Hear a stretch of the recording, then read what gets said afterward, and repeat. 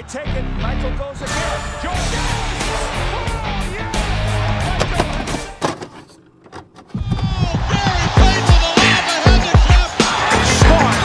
Hey guys, this is Dominique Wilkins. Hey, this is Sean Kemp. This is Gary Payton. Hey, this is Pau Gasol. NBA fans, what's up? This is Vince Carter here.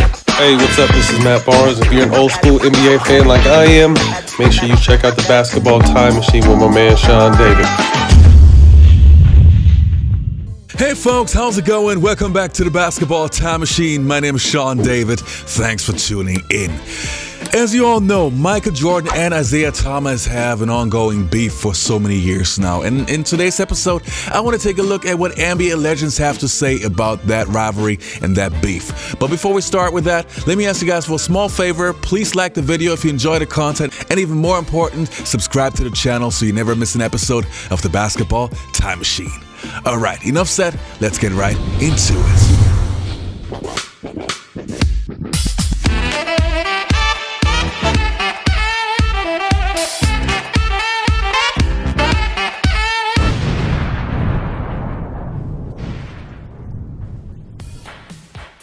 Now, the first player's opinion that I want to take a look at is from Magic Johnson. As we all know, Magic is good friends with MJ and also Isiah Thomas, so he is in a very special position. So let's see what he has to say. What's your take on the back and forth with Isiah and Mike right now? I don't like it. Right. I think they should be done with that.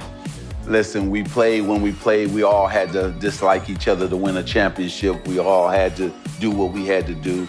But now, what Michael is doing is incredible. To be an owner in the NBA, his shoe is still number one. Right. I mean, you can put all those guys' shoe sales together. Still not touching Mike. They can't even mess with Michael Jordan's shoes. And then Isiah is a businessman himself. His wine is real good. Exactly. All the things that he's doing. So why are we still living in the past? Yes. I think only Magic can fix that shit. Yeah, Only Magic can I'm fix definitely that shit. gonna try, man, because they should be. We all look up to both of them. Yeah, they're my boys. Right. So I guess I'm gonna have to be the one to bring them together Magic, because that For the gap. culture. We want to see Zeke and Mike somewhere having a drink together, man, for the culture. there you We go. need that. There you go. And the next player's opinion that I want to take a look at is Charles Barkley. Charles Barkley, who hasn't spoken to Michael Jordan for over 10 years now, which is very, very unfortunate. But he was good friends with Jordan and obviously also played with Isiah Thomas in the NBA All-Star games back in the days. So let's hear what he has to say. And what do you feel seeing that there's still some friction potentially between him and MJ, possibly about that to this day? Well, Jalen, you guys were fantastic last week. I felt bad for Isiah Thomas, to be honest with you, because I work with Isiah and I like him a lot. And I thought some of the conversation after the fact was disrespectful to Isiah. Isiah and the Bad Boys, hey, listen, man, they're one of the best teams to ever do it. I thought, number one, I have no idea what happened why he was left off the team. They never asked me, number one, about Isiah. Isiah probably should have been on the team. I will say this, I think Isiah, and he admitted, he probably should have shaken Michael Jordan's hand. But I was mad last week how different news outlets tried to make Isiah be a bad guy. He made a mistake not shaking Michael's hand. But after that, he probably should have been on the Dream Team. You're 100% correct. But I just thought some of the stuff that happened to Isiah after last week was disrespectful because he's the greatest pure point guard ever. Well, because the story that was circulating was that Jordan said that he wouldn't play on the Dream Team if Isiah Thomas was on that team. That's not true. No, he loved playing. He loved Isiah. Really? He still does. So all that's just a myth. He loved Isiah. He loved everything about us in Detroit. I think that a lot of people, like Gary Payton, he probably wasn't happy with what Mike said about. He said a lot about a lot of people. Scotty, Isiah. Isiah talk about himself. Don't nobody like Isiah no more. I don't know what's up with Isiah. He's just too sneaky. You know, he always think I ain't do it, but he did it. You know, like, we got you on camera. You did it. Got you on camera. Got you on camera. He still want to be Mike. Mike do not want to be your friend, Isiah. I'm telling you for the 5th time. He do not want to be your friend.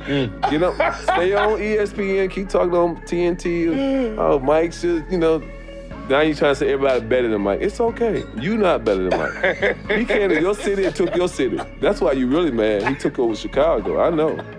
I don't think so. Isiah mad because he took Chicago. He trying to say he told he didn't. If he was gonna play on the Dream Team, he wasn't gonna play. Jalen, we all loved The Last Dance. Remember that during the pandemic? Remember we did the after show? We all just enjoyed it so much. And one of the central figures of The Last Dance was Isiah Thomas and his quote-unquote beef with Michael Jordan. Well, he spoke about it, and he didn't mince his words. Here's what he said, quote, "This guy comes on television and says that he hates me, and then he calls me a bleep. And then I proceed to watch the whole documentary about him being a bleep. Until I get a public apology, this beef is going to go on for a long, long time, because I'm from the west side of Chicago." Jalen Rose. I don't think he's going to be getting a public apology from Michael Jeffrey Jordan. Well, you could have eliminated the first 98% of that quote and just added from the west side of Chicago. That's who Isiah Lord Thomas III is. And by the way, when he wasn't growing up there, where was he living? Detroit. Okay, as a member, a central figure of the Bad Boys. I'm telling y'all, look real close in this footage. I think I'm in this line. I think the entire city of Detroit is in this line. As I stand on the table every day, Detroit versus everybody, the logo looks just like it did from there. I'm right behind them. Look, I'm right behind Isiah. I have to be in that line. And by the way, when Isiah talked about not liking the way he was portrayed, a guy he just walked past, Trader Jack McCloskey. That's my GM. I know. That's my championship GM. You, that's my championship. And let me tell you something. Scottie Pippen and Horace Grant wasn't happy either. No. Also not that big a deal. To piggyback off RC's question, because it didn't seem like he was upset being called an asshole. I've been called an asshole. Well, I don't think it's a problem. No, I was upset. I was highly upset. Why? It's not negative. It was the Last Dance documentary. We obviously know everything that was said about Isiah throughout that, and that was one of the quotes. And it was quoted, and then he tweeted it. It said, "Read the quote in its entirety. Don't cut it up. I meant what I said." Yeah. Now here's why I was upset of watching a documentary of a guy being an asshole to everybody, but then call me an asshole, and I ain't been nothing but nice to this dude. Now this real talk. Go back and document it. You can go back on the west side of Chicago. I ain't talking about Michigan Avenue where they used to kick me off for shining shoes. I couldn't shine shoes on Michigan Avenue. I couldn't shine shoes on Rush Street. They kicked me out of there. On the west side of Chicago, that's where I'm from, okay? Now, on the west side of Chicago, when Michael Jordan got to Chicago, I made it real easy for him to walk those streets on the west side of Chicago. My family took care of him. My sister and his brother hung out as friends. My little nephew lived with Michael Jordan. I'm gonna say this again. My little nephew lived with Michael Jordan. Now, I'm being extremely good to this dude. I'm calling his house during this period of time. So all this, Isiah was an asshole. No, dude, I was looking out for you. Now, when we played, right, you ain't seen me hit Michael Jordan. As a matter of fact, you ain't seen me hit nobody. Lambeer and Mahorn would hit somebody, and what they would do? They would come hit me, or say Isiah hit. I said, no, fight. That's the dude who hit you.